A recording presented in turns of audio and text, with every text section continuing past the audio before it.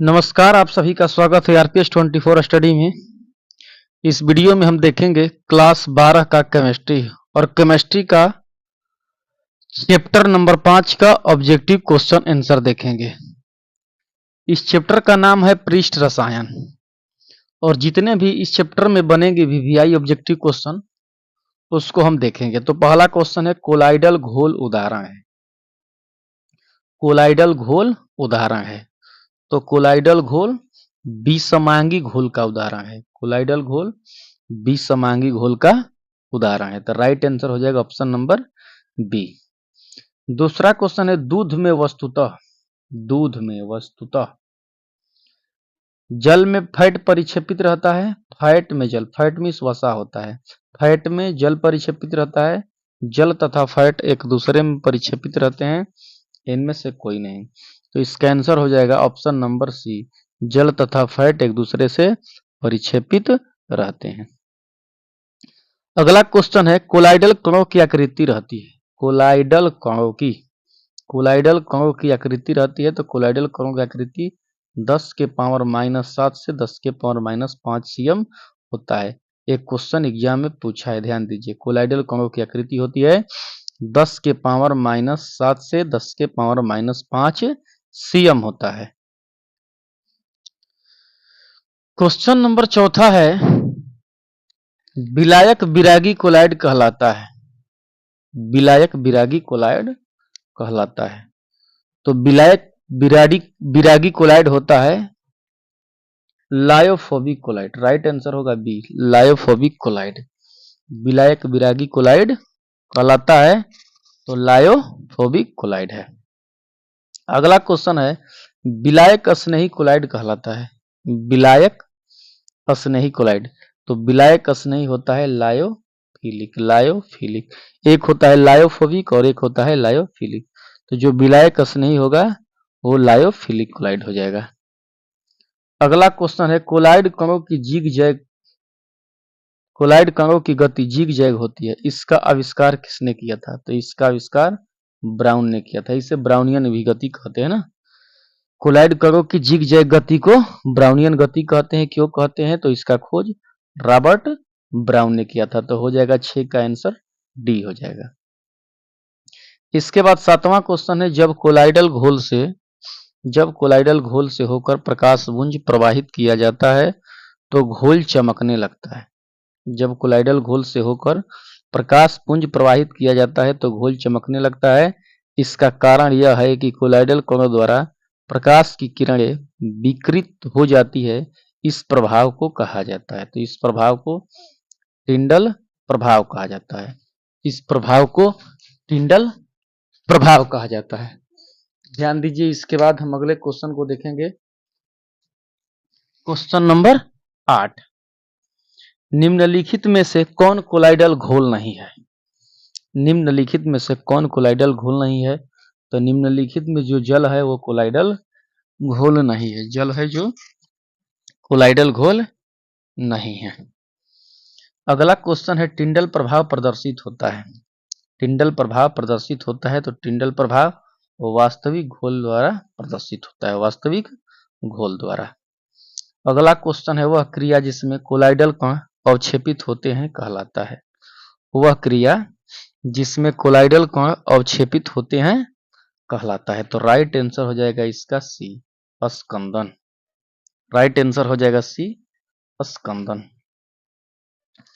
इसके बाद अगला क्वेश्चन है जब एक द्रव दूसरे द्रव में सलेसाभीय स्थिति यानी कोलाइडल स्टेट में वितरित रहता है तो ऐसे विलयन को कहा जाता है। ऐसे विलयन को पायस कहा जाता है। ध्यान दीजिए, ऐसे विलयन को पायस कहा जाता है। जब एक द्रव दूसरे द्रव में वितरित रहता है तो ऐसे विलयन को पायस कहा जाता है। यानी द्रव के साथ द्रव के विलयन को क्या कहते हैं? तो पायस कहते हैं। अगला क्वेश्चन है अपमार्जक को कहा जाता है। अपमार्जक, तो अपमार्जक होता है वो पृष्ठ सक्रियण होता है। पृष्ठ सक्रियण होता है। अपमार्जक पृष्ठ सक्रियण होता है। अपमार्जक पृष्ठ सक्रियण होता है। अपमार्जक पृष्ठ सक्रियण होता है। ये 13 क्वेश्चन है जो खाली स्थान दिया है, इसको देखेंगे हम। किसी ठोस या द्रव के पृष्ठ पर संपर्क में आने वाले पदार्थों के सांद्रण की घटना को क्या कहते हैं? किसी ठोस या द्रव के पृष्ठ पर संपर्क में आने वाले पदार्थों के सांद्रण की घटना को क्या कहते हैं? तो इसकी घटना को हम अधिशोषण कहते हैं। अधिशोषण, अधिशोषण, अधिशोषण कहते हैं, अधिशोषण कहते हैं। इसके बाद दूसरा क्वेश्चन को हम देखेंगे, कोलाइडल का शुद्धिकरण किसके द्वारा किया जाता है? कोलाइडल का शुद्धिकरण किसके द्वारा किया जाता है? तो कोलाइडल का शुद्धिकरण व्यासलेषण द्वारा, व्यासलेषण द्वारा, कोलाइडल का शुद्धिकरण व्यासलेषण द्वारा किया जाता है। इसके बाद तीसरा क्वेश्चन है, कोलाइडल सॉल में कौन सा गुण पाया जाता है? खाली स्थान गुण पाया जाता है कोलाइडल सॉल में। तो कोलाइडल सॉल में विद्युतीय गुण पाया जाता है, विद्युतीय गुण, विद्युतीय गुण पाया जाता है। कोलाइडल सॉल में विद्युतीय गुण पाया जाता है। अगला खाली स्थान है, जिस कोलाइड के गोल्ड नंबर का मान जितना ही कम होता है उसका डॉट डॉट शक्ति उतना ही अधिक होती है। यानी कौन सी शक्ति उतना ही अधिक होता है? तो इसका हो जाएगा संरक्षित शक्ति, संरक्षित शक्ति, संरक्षित शक्ति उतना ही अधिक होता है। अगला क्वेश्चन है, मिसेल वास्तव में डॉट डॉट कोलाइडल कहाँ है? मिसेल, तो मिसेल वास्तव में विद्युत आवेशित, विद्युत आवेशित हो जाएगा, विद्युत आवेशित, विद्युत आवेशित हो जाएगा, विद्युत आवेशित कोलाइडल कहाँ है? चौथा है, इसमें छठा है, किसी आयन का स्कंदन प्रभाव उसकी डॉट डॉट निर्भर करता है। किसी आयन का स्कंदन प्रभाव उसकी किस पर निर्भर करता है? तो हो जाएगा संयोजकता पर, संयोजकता, संयोजकता पर निर्भर करता है। इसके बाद 14 क्वेश्चन को देखेंगे, किसी आयन की कोलाइडल को स्कंदित करने की क्षमता निर्भर करती है। किसी आयन की कोलाइड को, किसी आयन की कोलाइड को स्कंदित करने की क्षमता निर्भर करती है। तो यह निर्भर करेगी मात्रा एवं आवेश पर, मात्रा एवं आवेश पर। कोलाइडल कणों का आकार होता है, कोलाइडल कणों का आकार होता है, तो कोलाइडल कणों का आकार 1 माइक्रो, 1 mu से 100 mu होता है। ऑप्शन नंबर बी हो जाएगा। अगला क्वेश्चन है, ठोस में द्रव परिक्षेपित कोलाइडी तंत्र कहलाता है। ठोस में द्रव परिक्षेपित कोलाइडी तंत्र कहलाता है। ठोस में द्रव परिक्षेपित कोलाइडी तंत्र कहलाता है, तो यह कहलाता है जेल, जेल कहलाता है। अगला क्वेश्चन देखेंगे हम लोग, क्वेश्चन नंबर 17, आइसक्रीम बनाते समय जिलेटिन मिलाते हैं क्योंकि? आइसक्रीम बनाते समय जिलेटिन मिलाते हैं क्योंकि? क्योंकि आइसक्रीम को जमाता है, क्योंकि आइसक्रीम को जमाता है। ऑप्शन बी होगा, क्योंकि आइसक्रीम को जमाता है। कोलाइडी अवस्था की जानकारी दी थी, कोलाइडी अवस्था की जानकारी दी थी, किसने दी थी? तो थॉमस ग्राहम ने दी थी, थॉमस ग्राहम ने दी थी कोलाइडी अवस्था की जानकारी। रक्त पर आवेश पाया जाता है, रक्त पर आवेश पाया जाता है, रक्त पर आवेश ऋणात्मक होता है, रक्त पर आवेश ऋणात्मक होता है। इसके बाद 20वां क्वेश्चन है, स्कंदन कारकों की घटती हुई स्कंदन क्षमता का क्रम है। स्कंदन कारकों की घटती हुई स्कंदन क्षमता का क्रम है, तो इसका आंसर हो जाएगा ऑप्शन नंबर सी हो जाएगा, ऑप्शन नंबर सी हो जाएगा। स्कंदन क्षमता का क्रम हो जाएगा, तो ऑप्शन नंबर सी। निम्न में से कौन सा विलयन कोलाइडी नहीं है?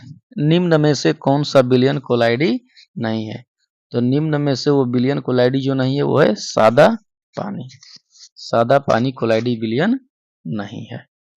स्वर्ण साल का रंग नीले से लाल कर देता है, स्वर्ण साल का रंग नीले से लाल कर देता है, नीले से लाल कर देता है, तो इसका आंसर होगा 10% नमक का विलयन। जो 10% नमक का विलयन होता है वो स्वर्ण साल का रंग नीले से लाल कर देता है।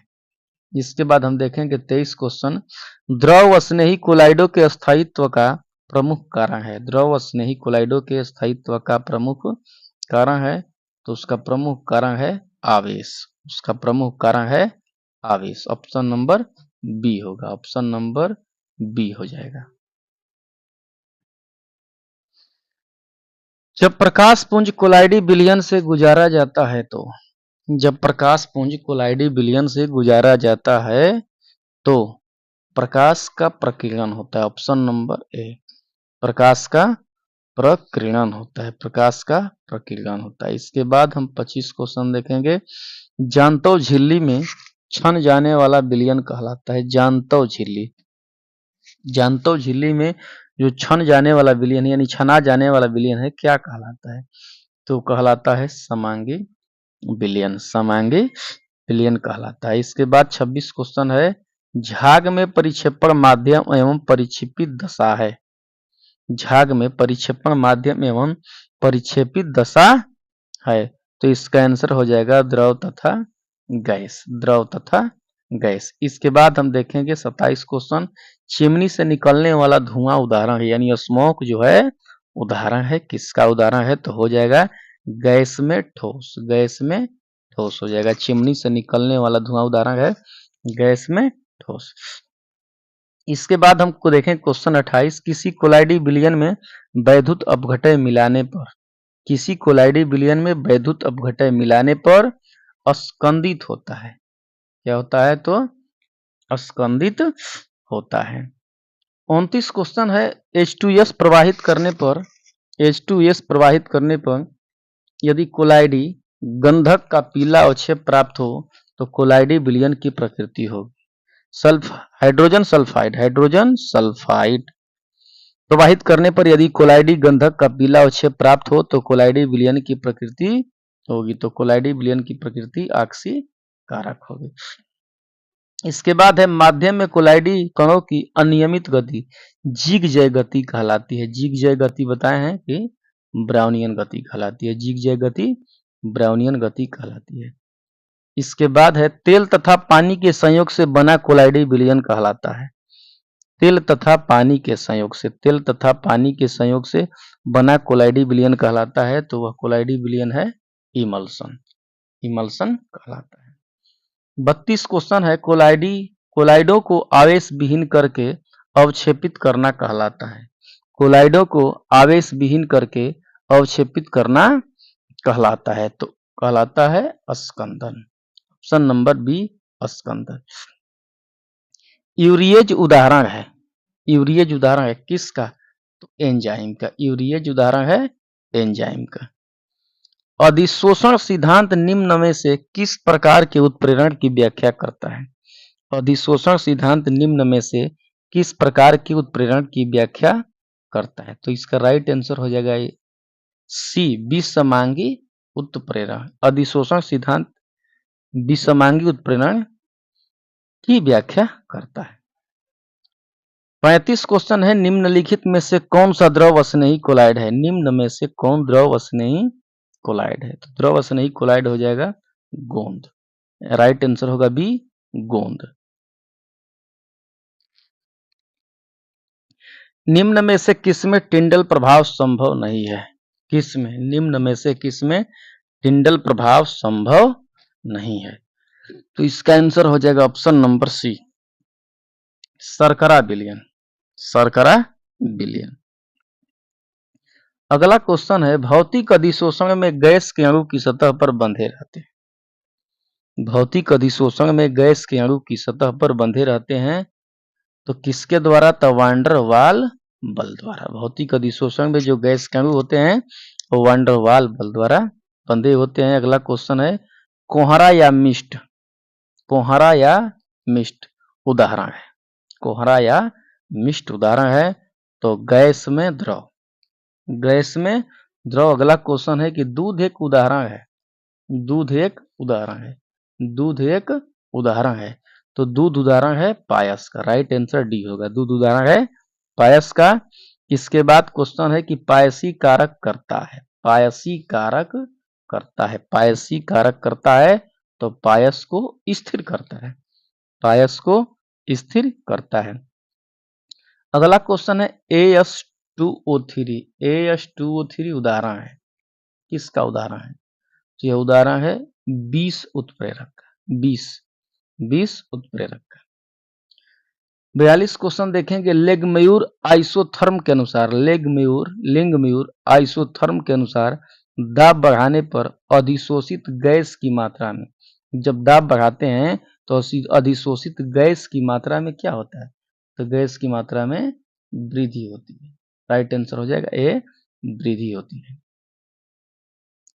43 क्वेश्चन है। कोई उत्प्रेरक रासायनिक क्रिया का वेग एवं दर, कोई उत्प्रेरक, जो कोई भी उत्प्रेरक है रासायनिक अभिक्रिया का वेग एवं दर क्या कर सकता है? तो बढ़ा घटा सकता है। यदि क्रिया चल रही है तो बढ़ा भी सकता है, घटा भी सकता है। राइट आंसर डी हो जाएगा। निम्न में से धन आवेशित सॉल का उदाहरण है। धन आवेशित सॉल का उदाहरण है, तो इसका आंसर हो जाएगा जिलेटिन। 45 क्वेश्चन है। AS2S3 के सॉल के अवक्षेपण की क्षमता निम्न में से किस बिलियन में अधिक होगी? किस बिलियन में अधिक होगी? तो इसका राइट आंसर हो जाएगा AlCl3। इसके बाद 46 क्वेश्चन को देखेंगे। पीटी का उपयोग यानी प्लेटिनम का उपयोग निम्न में से किस रासायनिक क्रिया में किया गया है? प्लेटिनम का उपयोग निम्न में से किस रासायनिक क्रिया में किया गया है? तो अमोनिया से नाइट्रिक अम्ल बनाने में, अमोनिया से नाइट्रिक अम्ल बनाने यानी NH3 से HNO3 बनाने में। टाइलिन नामक एंजाइम का स्रोत है। टाइलिन, तो टाइलिन पाया जाता है लार में, जीव की लार में। टाइलिन नामक एंजाइम होता है लार में। भौतिक अधिशोषण की क्रिया होती है। भौतिक अधिशोषण की क्रिया होती है, तो भौतिक अधिशोषण की क्रिया कक्ष ताप पर होती है। जो उसका कक्ष का ताप होता है उस पर होती है। निम्न में से द्रव स्नेही कोलाइड का उदाहरण है। निम्न में से द्रव स्नेही कोलाइड का उदाहरण है, तो द्रव स्नेही कोलाइड हो जाएगा जिलेटिन। 50 क्वेश्चन है। x/m तथा p के मध्य संबंध स्थापित किया था। x/m तथा p के मध्य संबंध स्थापित किया था, तो वो वैज्ञानिक था फ्रायंडलिक। एक बहुस्तरीय अधिशोषण होता है, मतलब किस अधिशोषण में बहुत से स्तर होते हैं, यानी बहुत ज्यादा लेयर होते हैं, तो वो हो जाएगा सतह अधिशोषण। अगला क्वेश्चन है। x/m तथा p के मध्य वक्र कहलाता है। x/m तथा p के मध्य वक्र कहलाता है, तो इसका राइट आंसर हो जाएगा ए, अधिशोषण समतापी वक्र। अधिशोषण समतापी वक्र। द्रव स्नेही कोलाइड स्थिर होते हैं क्योंकि, द्रव स्नेही कोलाइड स्थिर होते हैं क्योंकि उनके कणों पर परिक्षिप्त माध्यम की परत होती है। उनके कणों पर परिक्षिप्त माध्यम की परत होती है। 54 क्वेश्चन है। तेल को वसा में बदलने हेतु प्रयुक्त उत्प्रेरक है। तेल को वसा में बदलने हेतु कौन उत्प्रेरक है? तो वह उत्प्रेरक का नाम है निकेल। निकेल जो होता है तेल को घी में बदलता है या वसा में।